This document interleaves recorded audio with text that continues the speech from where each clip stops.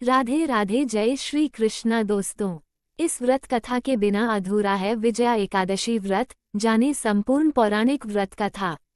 इस व्रत के प्रभाव से व्यक्ति को हर काम में विजय प्राप्त होती है। हिंदू धर्म में विजया एकादशी का विशेष महत्व है। पंचांग अनुसार हर साल विजया एकादशी का व्रत फाल्गुन मास के कृष्ण पक्ष की एकादशी को मनाया जाता है, जो इस साल 24 फरवरी को रखा जाएगा। शास्त्रों के अनुसार इस व्रत के प्रभाव से व्यक्ति को समस्त पापों से मुक्ति मिलती है और वह विजयश्री को प्राप्त करता है। साथ ही इस व्रत को करने से साधक को सांसारिक और आध्यात्मिक जीवन में सफलता मिलती है।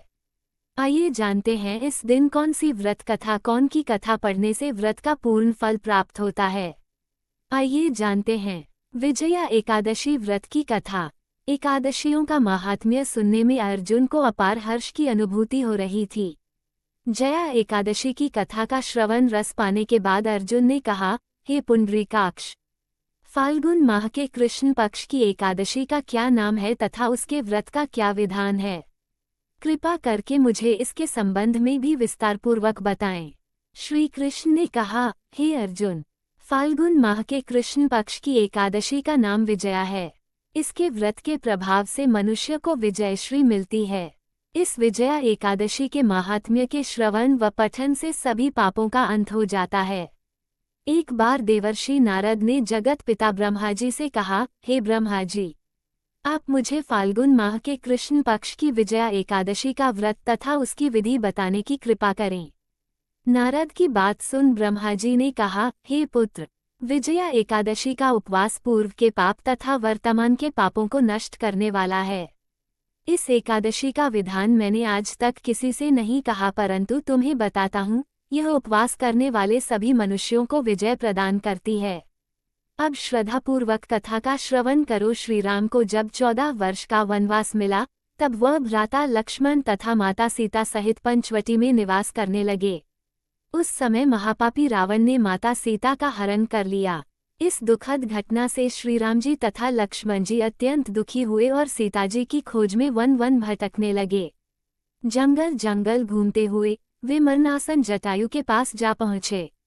जटायु ने उन्हें माता सीता के हरण का पूरा वृतांत सुनाया और भगवान श्री राम जी की गोद में प्राण त्याग कर स्वर्ग की तरफ प्रस्थान किया। कुछ आगे चलकर श्रीराम व लक्ष्मण की सुग्रीव जी के साथ मित्रता हो गई और वहां उन्होंने बाली का वध किया। श्रीराम भक्त हनुमान जी ने लंका में जाकर माता सीता का पता लगाया और माता से श्रीराम जी तथा महाराज सुग्रीव की मित्रता का वर्णन सुनाया।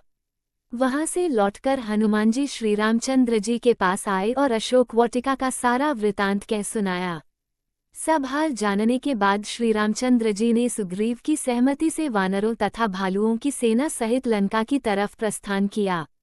समुद्र किनारे पहुंचने पर श्री राम जी ने विशाल समुद्र को घड़ियालों से भरा देखकर लक्ष्मण जी से कहा, हे लक्ष्मण, अनेक मगरमच्छों और जीवों से भरे इस विशाल समुद्र को कैसे पार करेंगे? प्रभु श्रीराम की बात सुनकर लक्ष्मण जी ने कहा, भ्राताश्री, आप पुराण पुरुषोत्तम आदि पुरुष हैं। आपसे कुछ भी विलुप्त नहीं है। यहाँ से आधा योजन दूर कुमारी द्वीप में वक्दल्भ्य मुनि का आश्रम है। वे अनेक नाम के ब्रह्माओं के ज्ञाता हैं। वे ही आपकी विजय के उपाय बता सकते हैं।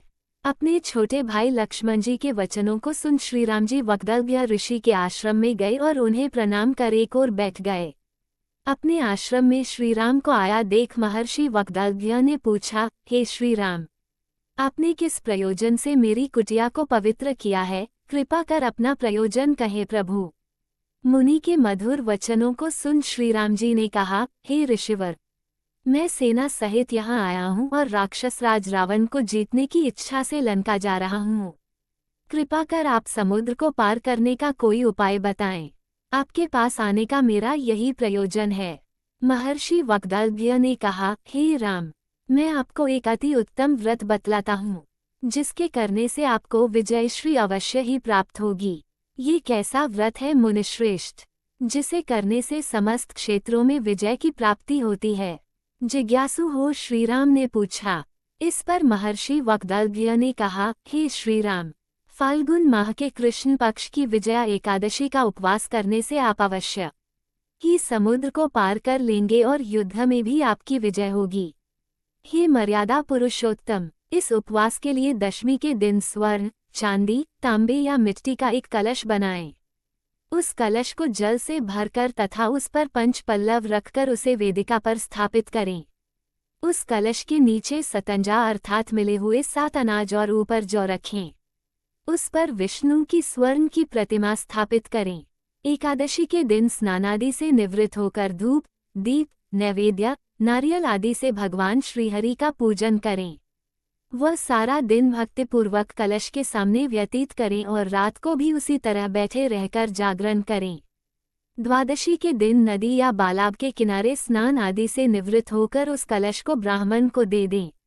हे दशरथ नंदन, यदि आप इस व्रत को सेनापतियों के साथ करेंगे तो अवश्य ही विजयश्री आपका वरण करेगी।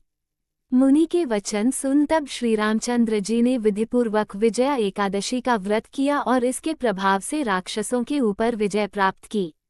हे अर्जुन, जो मनुष्य इस व्रत को विधि विधान के साथ पूर्ण करेगा, उसकी दोनों लोकों में विजय होगी। श्री ब्रह्मा जी ने नारद जी से कहा था, जो इस व्रत का महात्म्य श्रवण करता है या पढ़ता है उसे वाजपेय यज्ञ के फल की प्राप्ति होती है। विजया एकादशी का महत्व। धार्मिक मान्यताओं के अनुसार इस दिन भगवान विष्णु और माता लक्ष्मी की पूजा करने से हर क्षेत्र में सफलता मिलती है। इस दिन भगवान विष्णु के साथ माता लक्ष्मी की पूजा करने से धन वैभव बढ़ता है और परिवार में खुशहाली रहती है। इसके अलावा ये भी मान्यता है कि यह व्रत करने से जीवन में आ रही परेशानियां दूर होती हैं और सफलता के रास्ते खुलते हैं। विजया एकादशी पर इन 4 फूलों को चढ़ाकर भगवान विष्णु को करे प्रसन्न, बनी रहेगी श्रीहरि की कृपा, होगा भाग्योदय। इन फूलों को चढ़ाकर भगवान विष्णु को करे प्रसन्न। शास्त्रों के अनुसार अगर भगवान विष्णु को इन फूलों को अर्पित किया जाए तो इससे वे बहुत जल्दी प्रसन्न हो जाते हैं। इस दिन खासतौर पर ये फूल चढ़ाने से जीवन में सुख समृद्धि आती है। आइए जानते हैं इन फूलों के बारे में। गेंदे का फूल। अगर घर में लड़ाई झगड़े और मनमुटाव चल रहा हो तो इस दिन भगवान विष्णु को गेंदे का फूल चढ़ाएं। ऐसा कहा जाता है कि इससे पारिवारिक तनाव दूर होता और घर में शांति बनी रहेगी। कदम्ब का फूल। भगवान कृष्ण को कदम्ब का फूल बहुत पसंद है। अगर आप अपनी आर्थिक स्थिति मजबूत और तरक्की पाना चाहते हैं तो विजया एकादशी के दिन भगवान विष्णु को कदम्ब का फूल अर्पित करें। इससे धन संबंधी बाधाएं दूर होती हैं और जीवन में खुशियां आती हैं। कमल का फूल। भगवान विष्णु और माता लक्ष्मी दोनों को कमल का फूल बेहद प्रिय है। अगर आप चाहते हैं कि घर में बरकत बनी रहे और माता लक्ष्मी की कृपा बनी रहे तो ऐसे में इस दिन भगवान विष्णु को कमल का फूल अर्पित करें। गुड़हल का फूल। अगर आप आर्थिक संकट से परेशान हैं और पैसों की तंगी से जूझ रहे हैं तो वे इस दिन भगवान विष्णु को गुड़हल का फूल चढ़ाएं। इससे धन आगमन के रास्ते खुलते हैं और आर्थिक स्थिति मजबूत होती है। दोस्तों, ये थी आज की कथा। आपको हमारी वीडियो अच्छी लगी हो तो वीडियो को लाइक करें, चैनल को सब्सक्राइब करें, कमेंट में जय श्री राधे कृष्णा लिखना ना भूलें। राधे राधे दोस्तों।